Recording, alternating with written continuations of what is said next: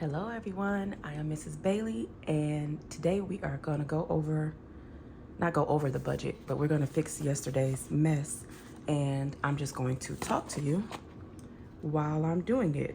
I was about to just go ahead and do this, and then I was like, I may as well put it on camera because it's some things that I have to say.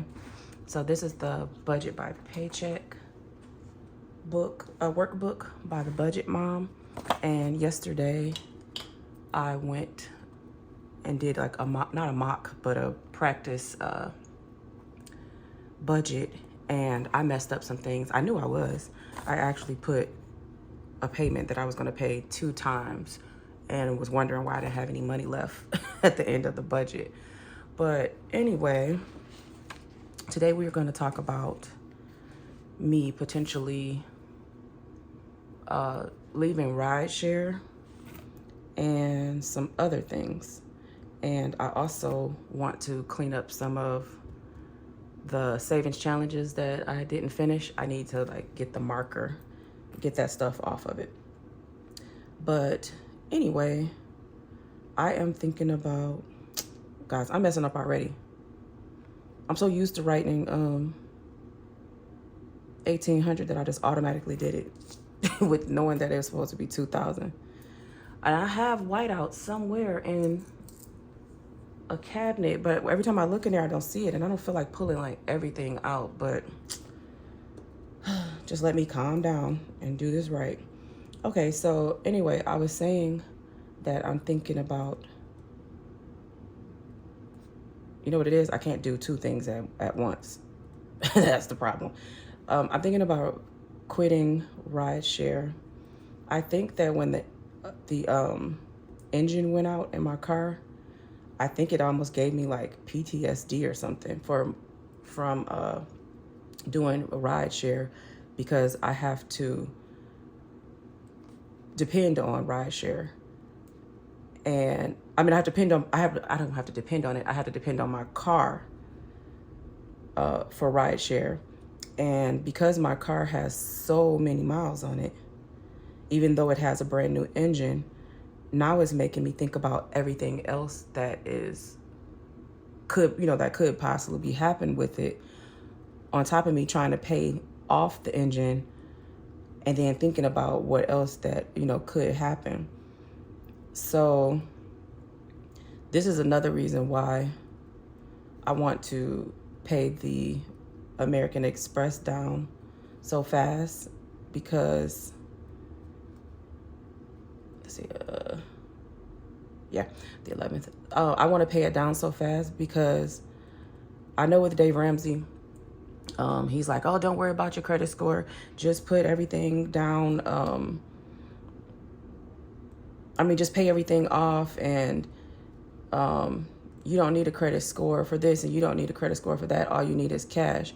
Well, if my main source of money is me using my vehicle, I kind of need credit until I get to that point. And that's why when I say I love Dave Ramsey's plan as far as getting your debt paid down, especially the debt snowball. I love that. But I don't like the fact of having to not have credit or not have good credit or making my credit tank. So that's why I'm trying to get the American Express paid off so fast, because that will boost our credit score up tremendously. So if you're new here and you've made it through me slowly talking because I can't write and talk at the same time, I started this debt journey in, you guys, I have my water here. You guys know I like to drink my water out of a wine glass. It's early morning, so this is really my first time talking. And I'm supposed to be out doing Uber or Lyft right now. But I think I'm going to go out and do Rideshare at lunch. But anyway, if this is your first time here, I started this debt journey exactly 3 months ago. August 4th was the first day I did my debt confession video. So this was my second time starting it. I started this channel in 2023, but I couldn't, I fell off. And you know how it is when you fell off, you fall off and you're embarrassed. But at that time, I did not have as many subscribers as I have right now. So it was easy for me to fall off, and I didn't have as many accountability partners. So when I fell off, I think what I did was borrowed money from the binders, but then I never really went back to work to replenish the binders. So from that point, I just kind of fell off. So then my car started making a noise one day. I think it was I don't know if it was on the 3rd or the 4th of August of this year, of 2024. It started making a noise. I thought I had a passenger in the car. I thought that everything was about to go wrong with the car at that particular time. And I literally, if I could pull something together, it probably would have been I'm talking about cash. It would have been maybe $200 is all we had, me and my husband together, and our bills was behind. So that made me say, wait a minute, I have to do something. This is for the tires. I kept to say that. So that made me come on here and start this journey over as far as getting my life together financially. So when this just happened again with this engine, I was happy that I did have a lot of cash to be able to, because it was supposed to only take 2 or 3 days, they said, but they ended up getting the wrong engine. Something was broke on it. They had to order another part. It took them almost 10 days to get my car fixed. So I'm thinking now that I don't want to do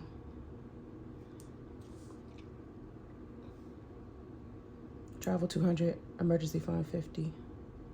Okay, UPS 25. I think that I don't want to do Rideshare anymore, because I do not want to put that much miles on my car again. I used to wonder, how could somebody, let me see, my brother is saying something. Girl, my brother just said it's a fork in Nigeria on Goddard and Wayne Road at the gas station. Y'all, that is the best. He's texting me right now. That is the best Nigerian African food that you could have. Oh my gosh. So I'm trying to text him back on my I'm like, OMG, I'm going. So when y'all see that in the budget, when y'all see that I'm going out to lunch or I'm going to dinner or whatever, not going, but going to pick something up, I have to get some of that. That's my favorite African place as far as Nigerian food go. Woo, that was off on a tangent. What was I even saying? He messed me up. Okay, we're done with that. So what I was saying about the miles and stuff on the car. I think that's what's kind of giving me PTSD about about driving, because I don't want to. Was I saying that, or was I talking about the credit?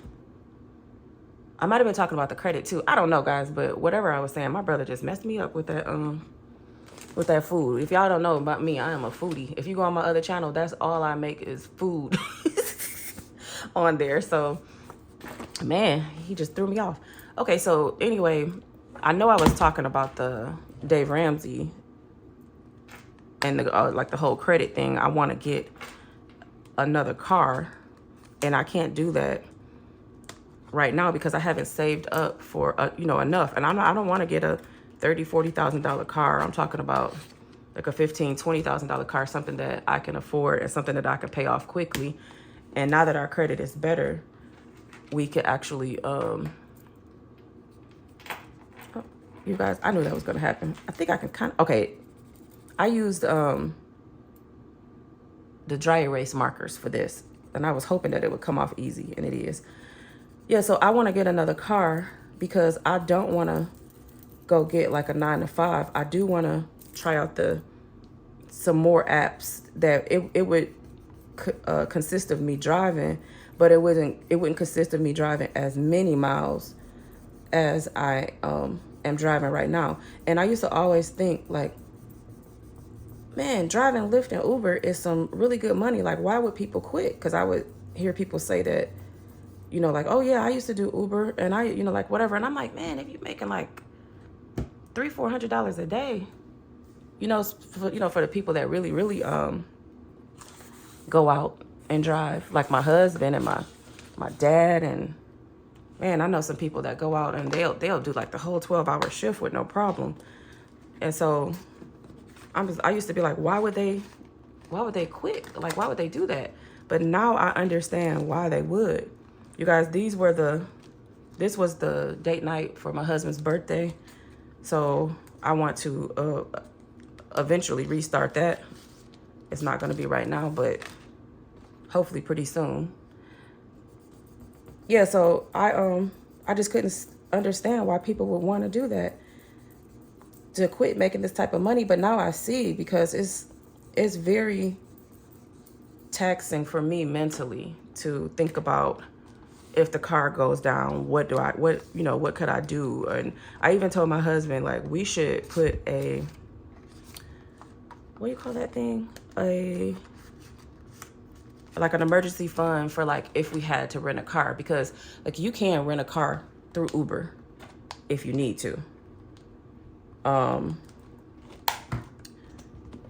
think it's like $250 a week to rent. And so like, that's not something that I would want to do full time, you know, like rent a car, because that's $1,000 a month.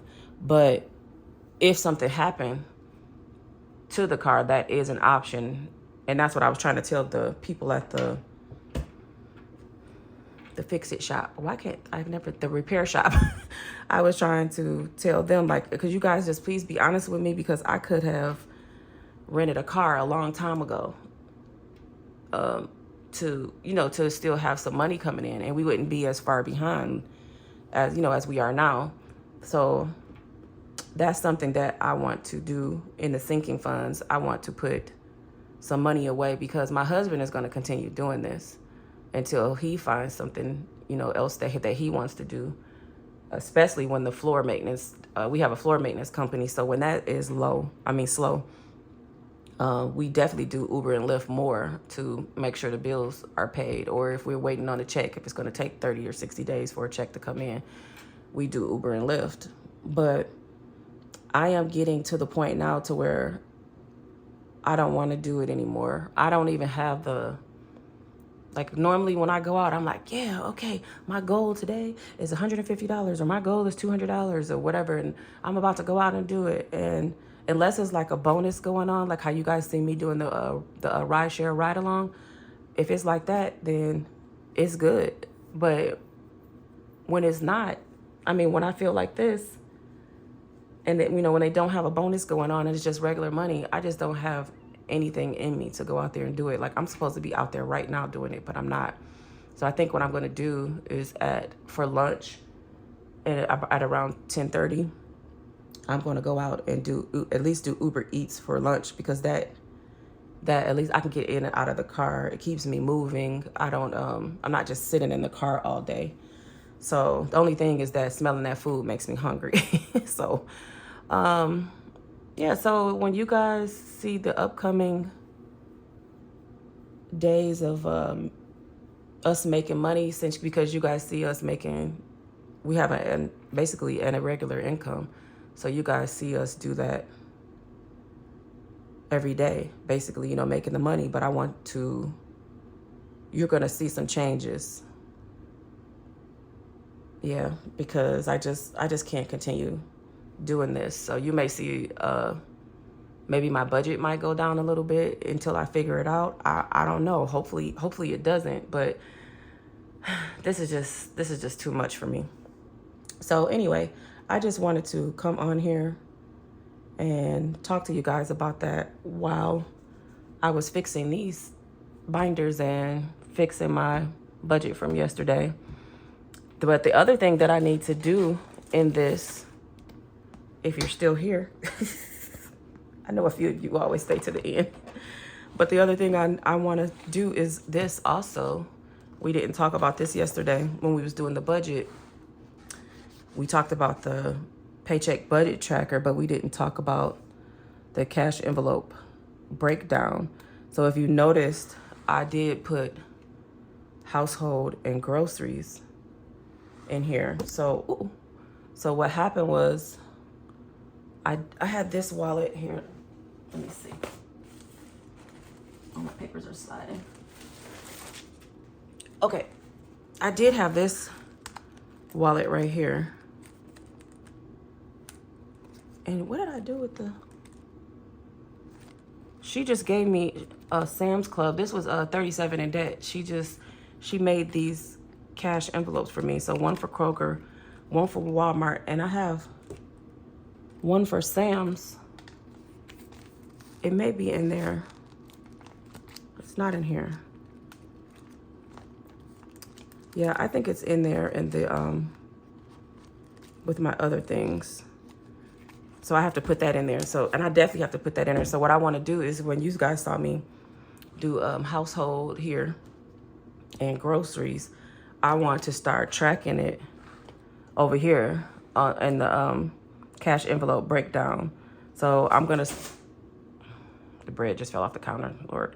I want to start putting down what I spend over here. So if I put that, let me move this stuff back, my binders. Okay, so if I put that, I put 150 for household, 200 for groceries. I want to start tracking it over here of what I spend, because I don't have like the entire $350 to go spend right now on groceries or household things, but I do have the, because I get paid daily, I can go and get the paper towel. Like, we literally just ran out of paper towel. I think we have like one more roll of paper towel in the house. So I need to go get that today. So I might not actually, sometimes I might not actually put the cash in here, but I will write it and do the breakdown so that when we come back and revisit this at the end of the week, I can say how much I spent, because I haven't been showing you guys my groceries, and sometimes I would show the household part, but I haven't been showing you guys my groceries and things like that. So that's something that we're going to add also. So when I go to Kroger, Walmart, Sam's Club, those are the 3 stores that I go to. Every once in a while, I go to Whole Foods to get some things, but that's very far in between, like my teas and different things like that. The ones that I can't find, my organic teas.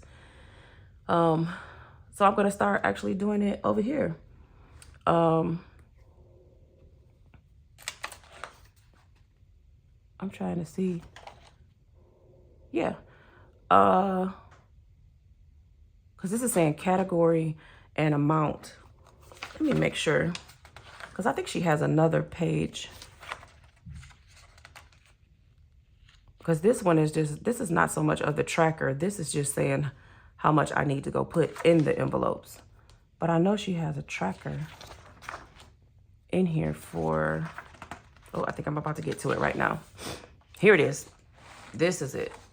You guys were probably like, that's not it, Mrs. Bailey. That's not the one.